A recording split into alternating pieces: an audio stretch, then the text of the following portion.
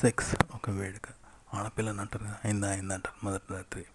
అంటే వేడుక చేసినట్టే, అంటే యాక్సెప్ట్ చేసినట్టు, ప్రోత్సహించినట్టు, సపోర్ట్ ఇచ్చినట్టు, అది వేడుక అన్నమాట. చూసారా, నిషేధం ఉన్న ఈ సమాజంలో ప్రోత్సహించినట్టు. కానీ మగవాళ్ళని మాత్రం నాకు ప్రోత్సాహం లేదు. కొంత ఆడపిల్లలు చిన్నపిల్లలను గర్ల్ ఫ్రెండ్ లేదా అంటారు, అది కూడా వేడుక, అది ప్రోత్సాహం. సెక్స్ నిషేధం కాదన్నట్టు, గౌరవించి ఆత్మగౌరవంతో వాడిని ప్రోత్సహించినట్టు కదా. కానీ నాకు లేదు, నన్ను ఎవరు గర్ల్ ఫ్రెండ్ లేదా అన్నారు, లవ్వర్ లేదా అన్నారు, ఇంట్లో కూడా లేదు, పెళ్ళి లేదు. ఎందుకంటే సెక్స్ తప్పు కాబట్టి నాకు పెళ్లి చేస్తలేరు.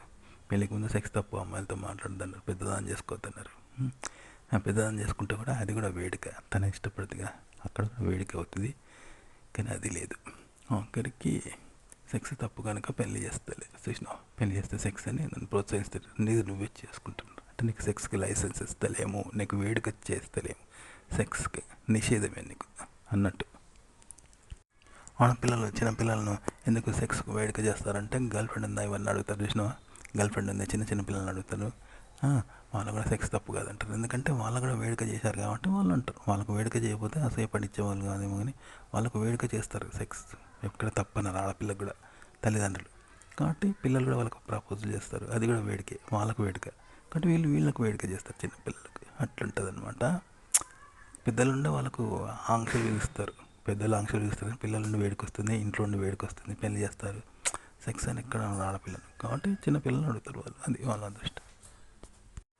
అన్నీ నేనే ప్రేమించాలి అంతే తప్ప వాళ్ళు నాకు ప్రేమను అందించరు, నేను పొందను. నేను కూడా అందేవాను కావచ్చు, నాకు నేనే ఫీల్ అవుతున్నా కదా. కాబట్టి నేను అందేవాను, వాళ్ళ నుండి పొందలేను, అందించినా పొందలేను అనుకుంటా.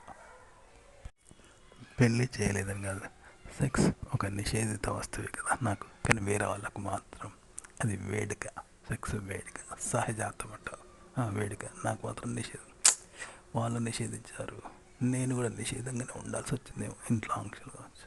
ఇలా ఒంటరిని అయిపోయినా, సెక్స్ విషయంలో ఒంటరిని అయిపోయినా, అమ్మాయిల విషయంలో ఒంటరిని అయిపోయినా. ఎందుకంటే అమ్మాయి అంటేనే సెక్స్, ఒంటరిని అయిపోయినా. నిషేధం, అమ్మాయిలు నన్ను నిషేధించారు, నేను నిషేధించుకున్నాను, అమ్మాయిని నిషేధించాను.